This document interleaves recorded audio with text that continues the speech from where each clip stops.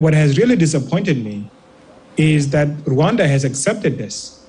I can't understand why, knowing what Rwanda went through as a country that suffered, where lots of refugees have fled the country for so long. Paul Kagame himself, he grew up in Uganda as a refugee for the entirety of his life. He was hosted. He went to Makerere University. In fact, when Museveni went to the bush, he joined Museveni, fought for Museveni, until Museveni came to power as a refugee in Rwanda. So to allow his country to be complicit in this moral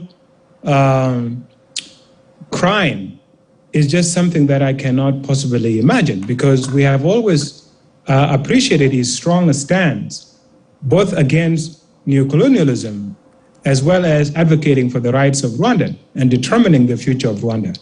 He has been a great statesman.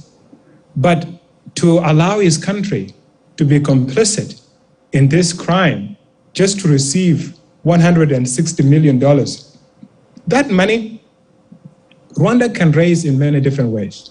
It reminds me of what European Union, a deal that European Union used to have with Sudan. I don't know if you're aware of this, Dibal, but when Omar al-Bashir was the president in Sudan, for many years, the European Union paid him hundreds of millions of dollars to build detention facilities for young men and women fleeing Eritrea and Ethiopia. And this was basically a deal because these people were going to Libya and then crossing on to Europe.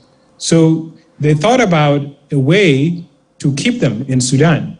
And they paid Omar al-Bashir. And he was willing to do it because Omar al-Bashir is a criminal.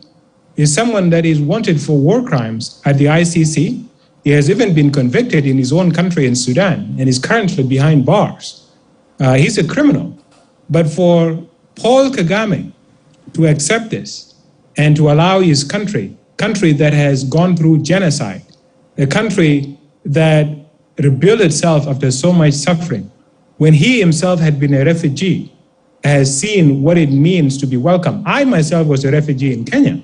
I lived in Kakuma refugee camp for quite a long time. And I'm grateful that Kenyan people and the Kenyan government hosted us and harbored us from the attacks that we were going through from the Sudanese regime. So for him, after